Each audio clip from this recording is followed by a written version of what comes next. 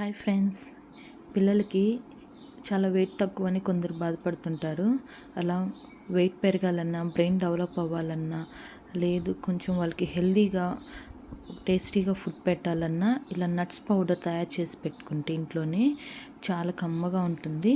Nuts powder కావాల్సినవి first నేను 1 cup కిస్మిస్ తీసుకున్నాను. ఈ కిస్మిస్ని లైట్గా ఫ్రై చేసేసుకుందాము. ఇప్పుడు నేను ఏదైతే కప్తో తీసుకున్నానో ఎవ్రీ ఐటమ్ ఆ కప్పుతోనే తీసేసుకుందాము. అలాగే ఇవి వచ్చేసి గుమ్మడి గింజలండి, పంకిన్ సీడ్స్. ఇవి కూడా 1 కప్ తీసుకొని త్వరగా ఫ్రై చేసేసుకుంటున్నాను. ఇలా త్వరగా ఫ్రై చేసుకోవడం వల్ల వాటిల్లో చేదు అనేది తగ్గిపోతుంది.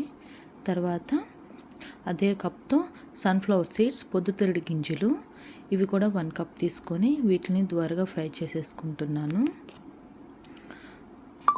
పిల్లలు బ్రెయిన్ డెవలప్ అవ్వాలన్నా, వాళ్ళు చురుగ్గా డే అంతా యాక్టివ్గా ఉండాలన్నా ఈ నట్స్ పౌడర్ తయారు చేసి మిల్క్లోని మనం తినే ఫుడ్లో ఏదైనా మిక్స్ చేసి ఇస్తే చాలా బాగుంటుంది.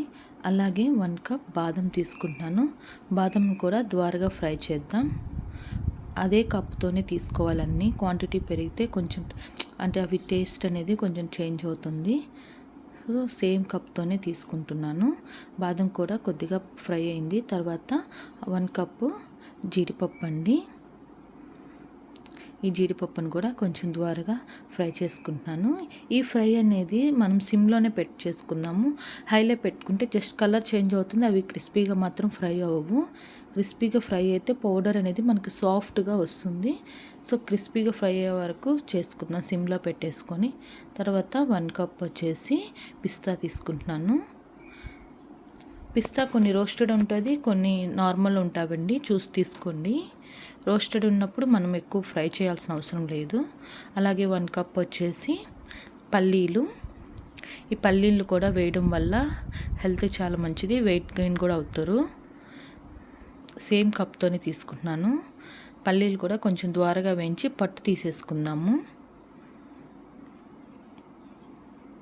ఇవి కొద్దిగా ఫ్రై అయిన తర్వాత అవి అన్నీ చల్లార్చుకోవాలి. పల్లీలు చూసారు కదా, ఇలా కొంచెం త్వరగా ఫ్రై అయినాయి. వీటిని పట్టు కూడా తీసేసి పెట్టుకుందాము, పొట్టు లేకుండా. చూసారు కదా, ఇలా అన్నీ ఫ్రై అయ్యి కొంచెం చల్లారిన తర్వాత వీటిని గ్రైండర్ చేసుకుందాం. మిక్సీ పట్టేసుకొని మెత్తని పౌడర్ లాగా చేసి పెట్టేసుకుందాం.